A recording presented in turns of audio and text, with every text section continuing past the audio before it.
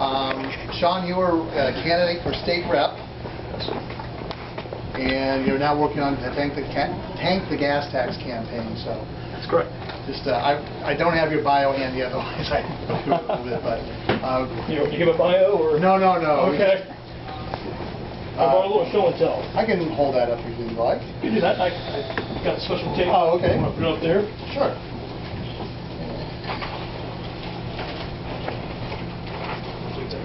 There. Bottom. Oh, wow. It's a steakhouse tab. It's a restaurant. Tape right here. Okay.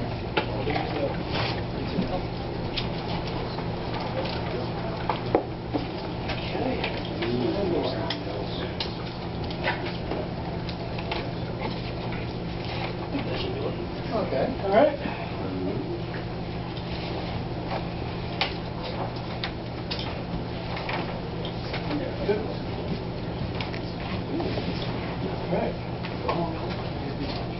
That's all there was to taxes.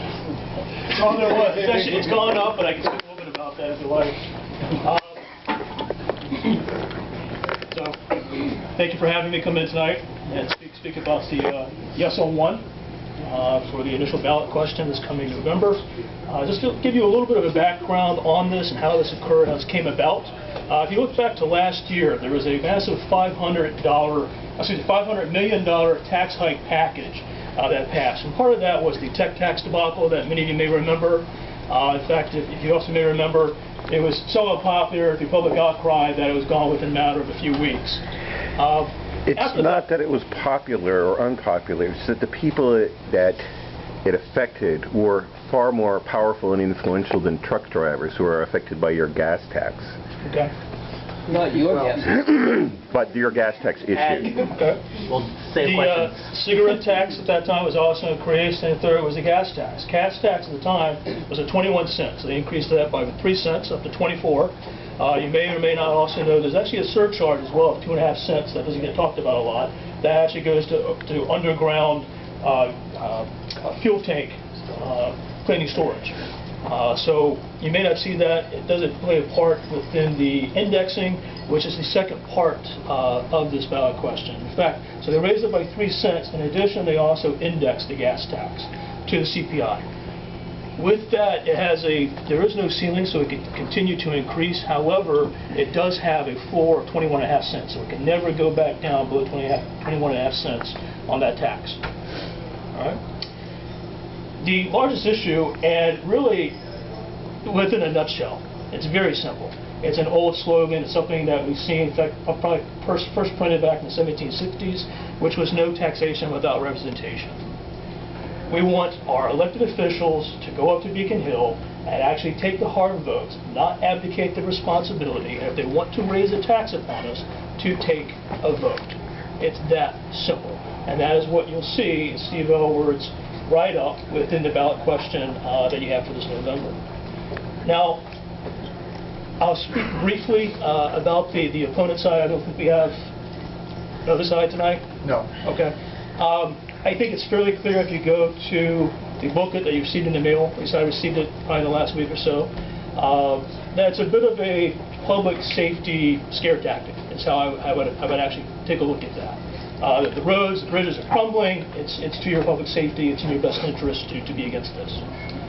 I think it fails, however, in order to speak about the $3 billion already funded accelerated bridge program that's out there for deficient bridges and structural deficiencies. It doesn't speak to the $100 million that Governor Patrick and his administration withheld out of the $300 million in road funding that was passed last year. And so I think you can kind of tell there's a couple of things that may be missing within that. Now, last year, people got together, they went out and they collected signatures to try to get a referendum on this. The legislature failed to look at it. And as a result, we had to go out in the second wave. That's where I became involved as a coordinator in the 9th Worcester District, which is Grafton, Northbridge, and Elkton. It's out near Worcester. And became involved at that time, collecting signatures, and we needed more in order to finally get it onto the ballot this November, and we were successful in that. Now, one of the things you'll also hear the opposition speak about is that it's going to be specifically designated for a fund, and that cannot be tampered with. Sometimes you may hear it referred to as a lockbox. Unfortunately, that doesn't hold water, and it has not held water in the past. And since we have a former state rep here as well, you may be able to speak of that. You may add a little bit more. Sometimes it's kind of hard to find these things on the internet. Not everything is printed. But if you look back to the last time the gas tax was increased, back in 1991, that fiscal year, it was increased, and then at the same time, they actually raised and appropriated $120 million at that time directly to DPW. And this was for roads and bridges, for those projects. And even though it was directly appropriated for them, this is the money, this is who raised, it's yours. I believe it was the Executive Office of Administration and Finance rated it, transferred it, allocated it, cut it, however you want to put it. $89 million went to offset the deficit. Out of that $120 million, they had $7.4 million left for the roads and bridges. And what did the state do? Well, we don't have any more money now for it. We now need to borrow money in order to fix the roads and bridges. I wonder if history could repeat itself here. I bring that up because, again, we have to start thinking about, they like to call it revenue, or raising revenue, taxes, and looking at that and putting it into place of where should the money be best spent? Do we really have a revenue problem, or do we have a spending problem? And that's why I brought the little show and tell over here. Over here you have about $2 billion in waste, and this was designed back in the spring. Everybody's pretty familiar, I think, at this point with the crime lab scandal. This is a bit of a little newer one here, the toll taker severance. So, for instance, taking a look at toll collectors right now, by 2016 they're looking to eliminate about up to 200 of those jobs in favor of automatic tolls along the pike. Part of that package was giving them up to 5 free years on their pensions. Part of that was also to retroactively give them a 3-cent increase for last year, 2.5 cents this year, 2 cents next year. Jobs are all going to be eliminated. That alone gets us up to a little over, I think, about $11.8 million.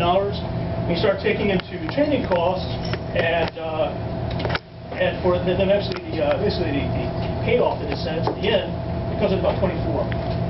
And the list keeps on going. Health connector. We all know that $500 million that came out of the paper again just I think the last month it came out. As we go through health safety net, 175. Mass health for, it says ineligible residents, 93 million. Well, you may remember 2011, Representative Jim Lyons of Andover actually conducted a sit-in in the chamber because he asked the administration, how much money are we actually spending in mass health for illegal immigration? Not just ineligible, but illegal immigrants. 93 million was the answer after a couple of days it came back from being sit-in. So that actually gets pulled into this amount as well, with the health safety net.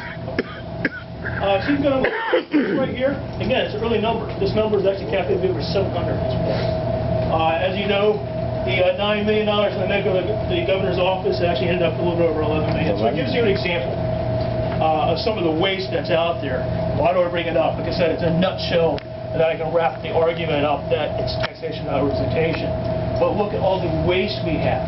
We know that it's an unpopular vote among elected officials, but you know it's been over 20 years, and they have to take the hard votes. So you look at, just a little over, a little over $2 billion there. A little over there, $2 billion in waste. But you know, we also have $1.1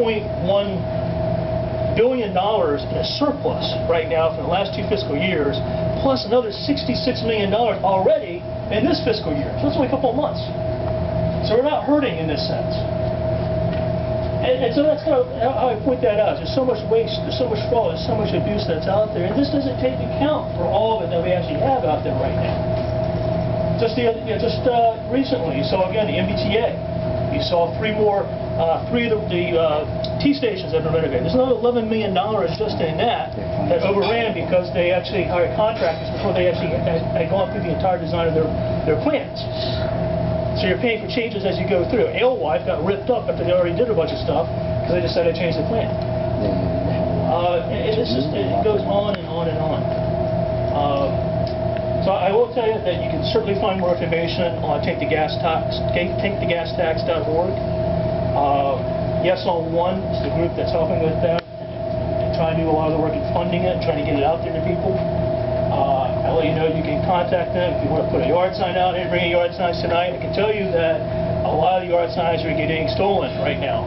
Something that just recently came out. So you can even ask people to take them in at night and go back out in the day. Hopefully opposition doesn't take them up, in broad daylight.